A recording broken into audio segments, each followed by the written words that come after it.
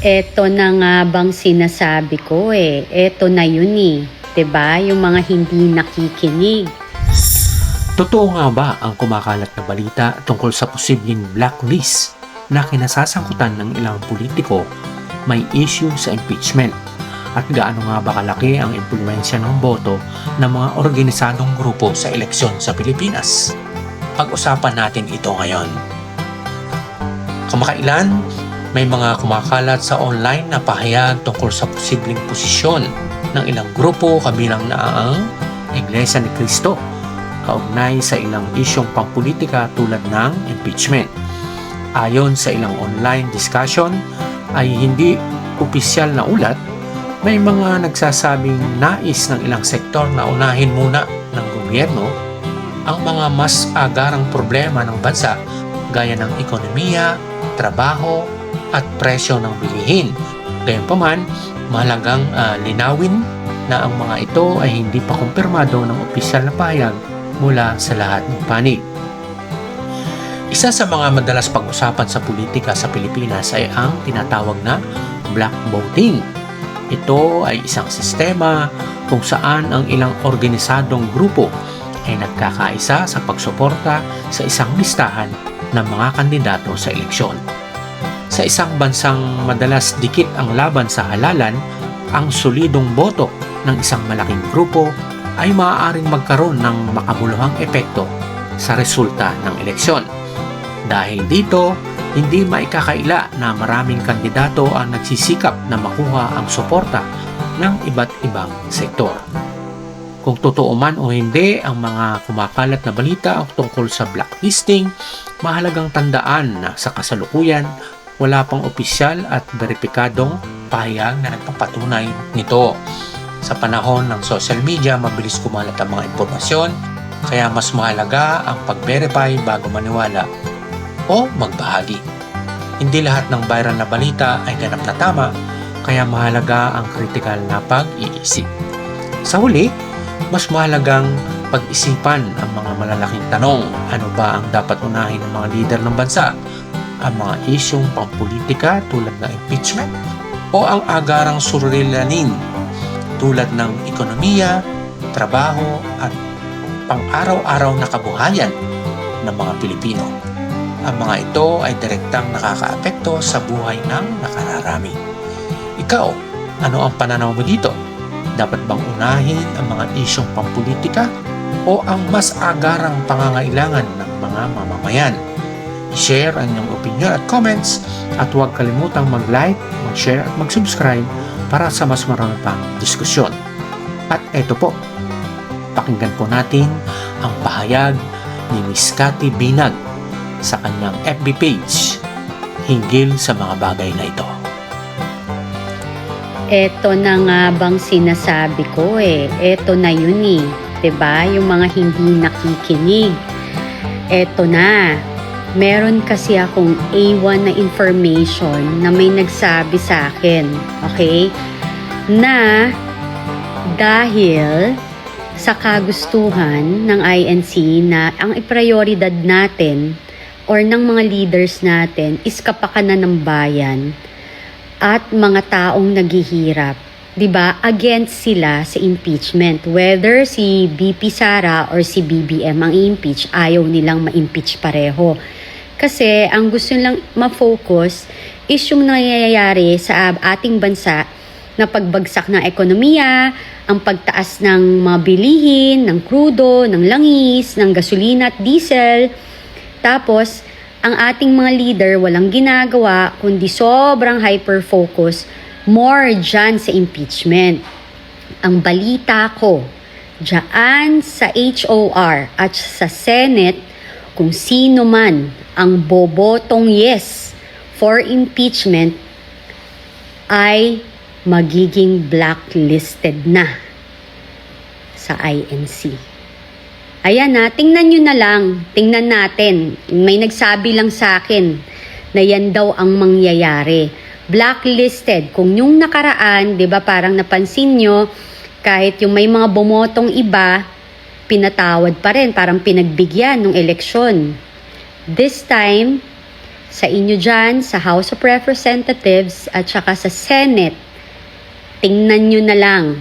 Kasi ang balita ko, kahit sa pang-apat na salin lahi ninyo, yung apo ng apo nyo, yung anak ninyo, ay hindi na susuportahan o hindi man lang makakatungtong na sa kanilang lugar. Dahil sila ay nakikiusap pero ayaw nyong pakinggan dahil nakita nila na ang prioridad ninyo ay mamulitika kesa ang iprioridad ninyo ay ang para sa bayan. So, nasa sa inyo na yan. Tingnan nyo na lang. Tingnan na lang natin kung anong mangyari. Nasa sa inyo kung you will risk it. Diba? Nasa inyo na yan. Kung gusto nyong hamunin, diba? Nag-announce naman, simula January, nag-rally, hanggang nung nakaraan lang, may 3 days din silang rally, supposedly, hindi pa rin kayo nakikinig. So, ayan, sabi nung aking informante na A1, na hindi mukha na talagang this time, lahat kayo na boboto ng yes dyan, wala nang tsansa. Blacklisted to the core. Kasi you don't listen to the call ng mga tao, yung mga panawagan ng mamamayang Pilipino na ibaba ang kuryente, ibaba ang bilihin, tanggalin ng tax, pagaanin ang buhay, pero kayo, busy kayo dyan lahat kung paano pabagsakin si BP Sara. Ayaw nyong makinig, so ngayon, sila, nakita siguro ng INC na ang prioridad ninyo is mamulitika, hindi ang para sa bayan at para sa sambayan ng Pilipino, so you don't deserve their support. Yun lang naman yung akin, yun ang analyze ko na feeling ko, nakita nila yon kasi ang tagal na nilang pinagbibigyan kayo dyan So yan nasa sa inyo na yan. Tingnan ninyo, napaka-consistent ng INC. Nakikiusap sila, never silang nakisali sa politika. Kayong mga politician ang lumalapit sa kanila. So ngayon, kayo dyan, hindi nakikinig. Good luck, blacklisted kayo simula sa kaapo-apuhan nyo sa anak ng apo nyo. So lifetime na yan. Kung akala nyo, huwag kayo masyadong confident at patatawarin kayo, hindi po. Wala nang ganon. So good luck sa inyo sa boboto ng yes sa impeachment. Tandaan ninyo, kayo ang lumalapit sa kanila. Hindi sila lumalapit sa inyo. Minsan lang silang humiling. Yung hiniling pa nila is kapayapaan at iprioridad ang kapakanan ng bayan at ng sambayan ng Pilipino, pero hindi ho kayo nakinig. Yan ang aking basa. So again, good luck sa inyo sa mga boboto ng yes sa impeachment. God bless. Magdasal na lang po kayo. Bye!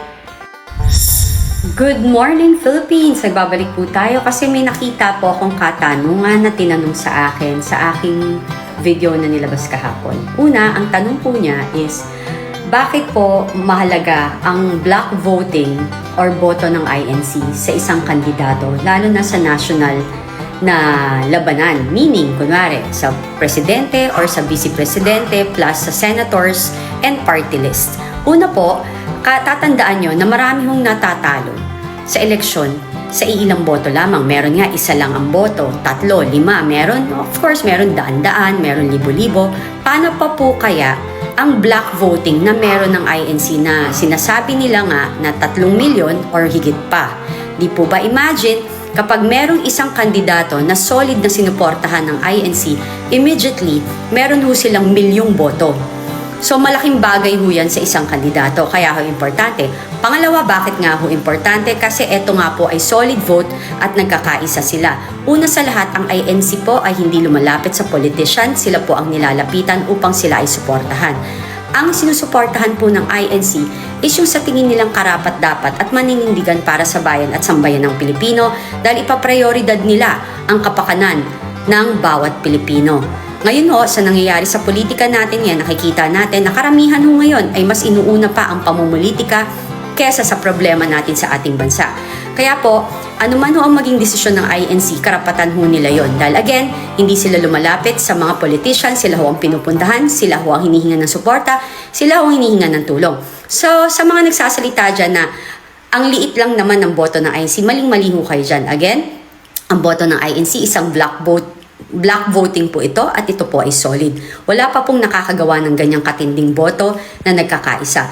Kung titingnan ninyo, Sila, ang INC po itself, ay may paninindigan. Ayaw ho nila ng kaguluhan sa ating bansa, ayaw ho nila ng pamumulitika, bagkus dapat sa kanila, dapat ang mga leader natin, ang pinaprioridad ay ang sambayan ng Pilipino, ang ating bayan. Sa nangyayari ngayon sa ating bansa ay napakatindi na ho ng inflation. Bagsak ho ang peso sa dolyar. Bagsak ho ang ekonomiya. Ang stock market natin bagsak. Lahat ho bagsak, pero ang karamihan dyan ay ang pinaprioritize ay hindi ang kapakanan ng bayan but rather pamumulitika. So, karapatan ho nila kung sino yung gusto nilang piliin. So, huwag nyo silang maliitin kasi ang block voting ay napakalaking bagay para sa national na labanan sa eleksyon. God bless po. Bye!